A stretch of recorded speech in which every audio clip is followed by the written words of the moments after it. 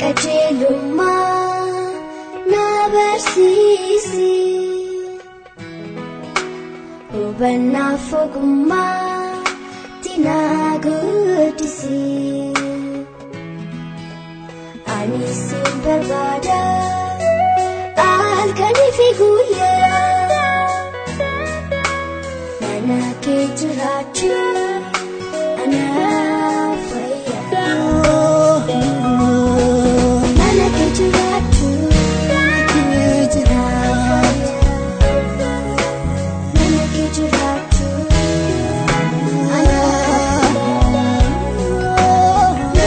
jiraachuu anaaf fayyada. Mana kee jiraachuu anaaf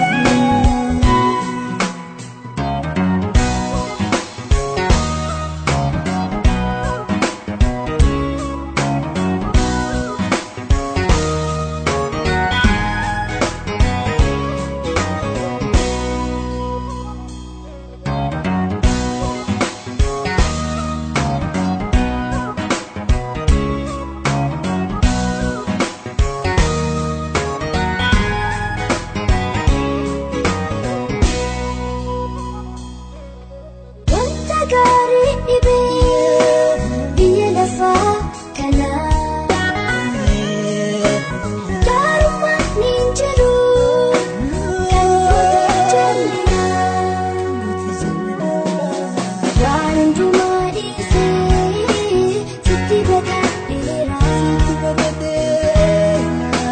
nan labsii malee nan gadi nagaraa nan gadi nagaraa nan gadi nagaraa nan gadi nagaraa karaa qajeelummaa na barsiisi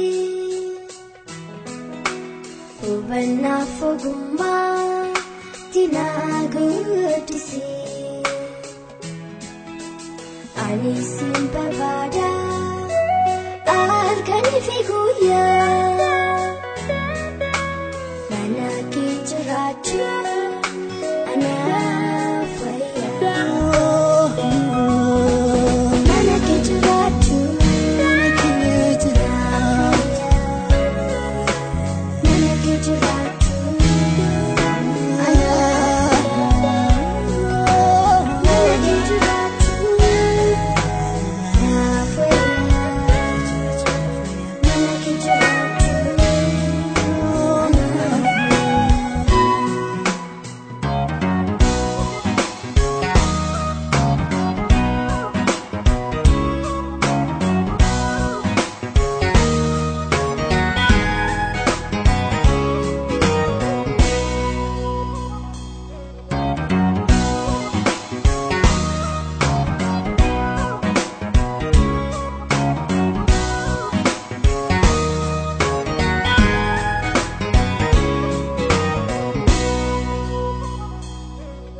deemuun koo haa ta'u hafuura kee deemuun koo arguu fi nagee dhugaa malee ofiinaa bulchuu siif gooftaa dhugaa malee ofiinaa bulchuu siif gooftaa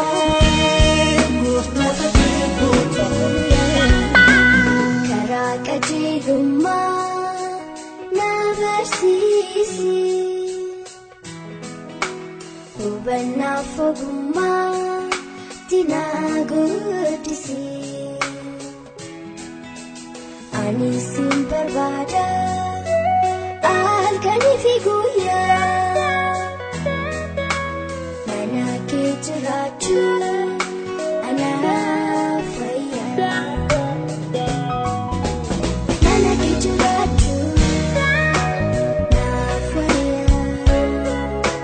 Mana kee jiraachuu anaaf fayyada. Mana kee jiraachuu anaaf fayyada. Mana kee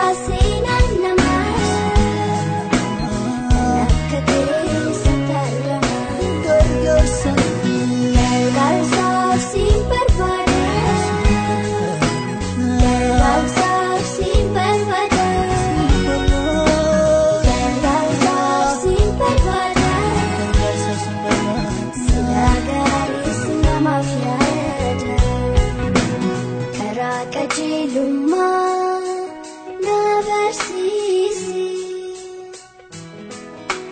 hubannaaf ogummaa tina guddisi ani sin barbaada halkanii fi guyyaa mana kee jiraachuu